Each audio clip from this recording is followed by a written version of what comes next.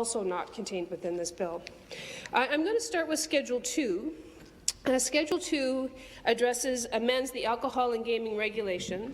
It does a couple of things. I mean, when we had my briefing, and I want to thank the staff who showed up to do that. It's a very complex bill. It took a long time.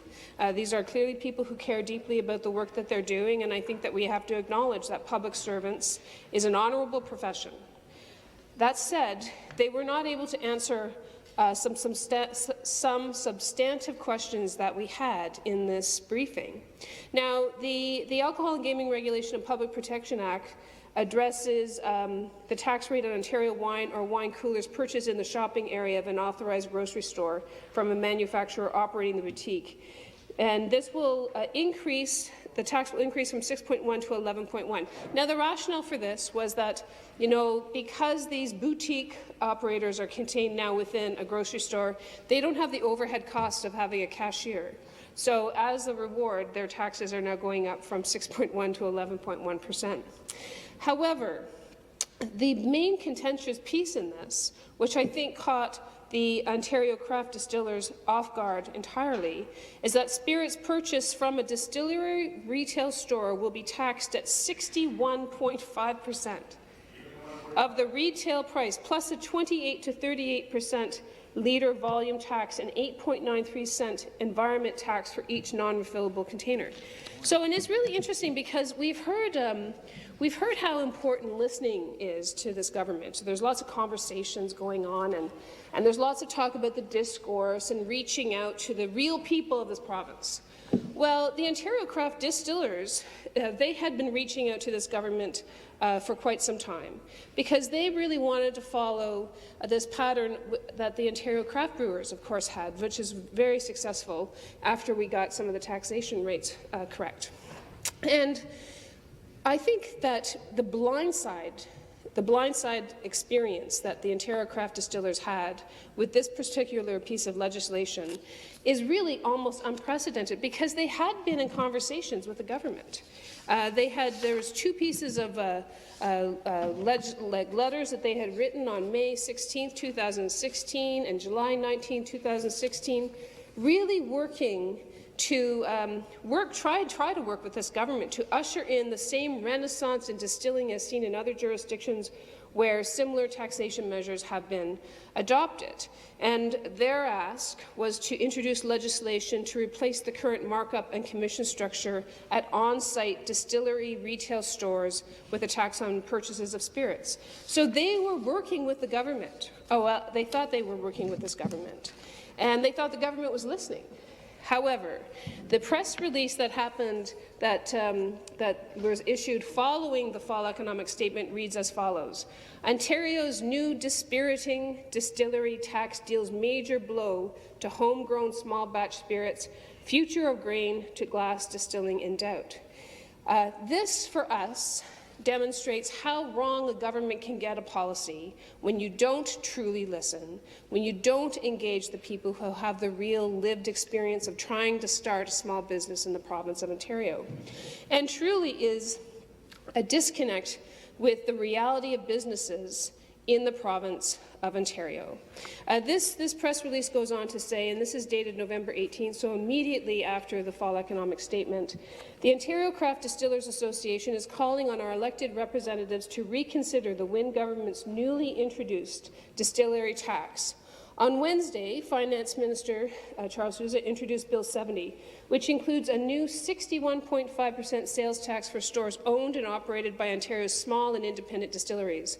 This tax is a major blow to the sustainability of distilleries working to provide Ontario farm-to-table, grain-to-glass spirits, and ignores the lessons of what works and what doesn't from Ontario's own wine and beer tax policy, as well as the successful spirits tax policies in places like British Columbia.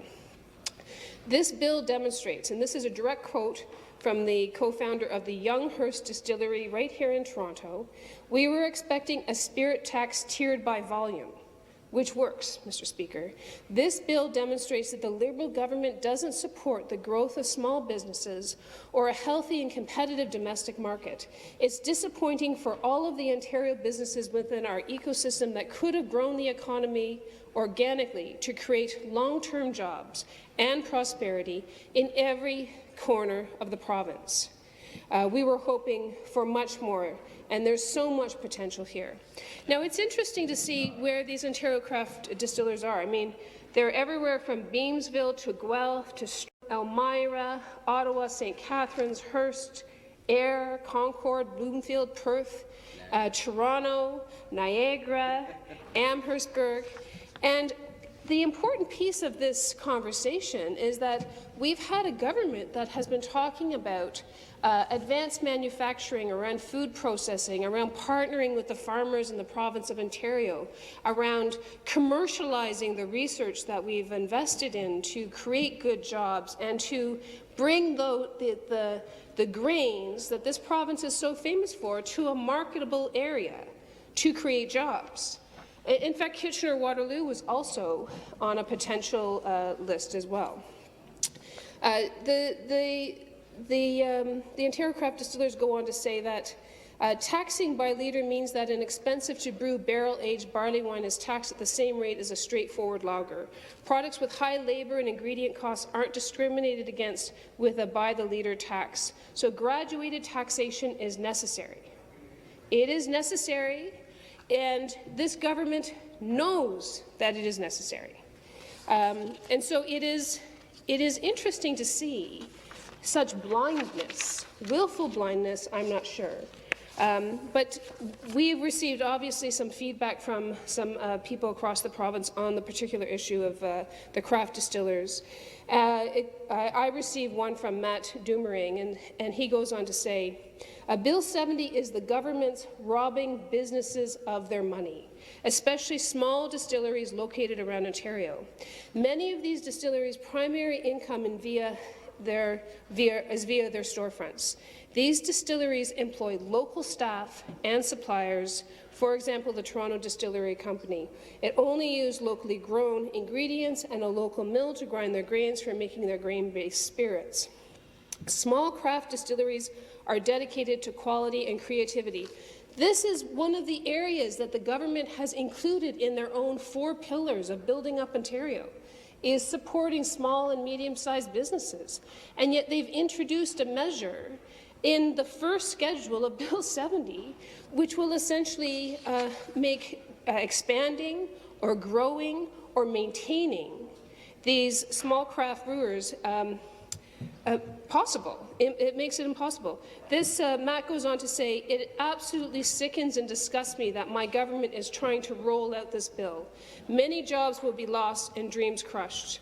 Corporate, large-scale Canadian distilleries and imported spirits are doing well in the province of Ontario. Why would this government specifically target the small and medium-sized distillers? One person wrote in to the member from Parkdale High Park, and her name is Daisy McCabe, and she goes on to say, what a shame that the provincial government doesn't recognize the value in hard-working small business people who are doing great things for Ontario and our reputation as a province. Where is the justification? And also another, because there are 3 small distillers, I think, in the member from Parkdale High Park, and these people are now completely and utterly destabilized by this schedule.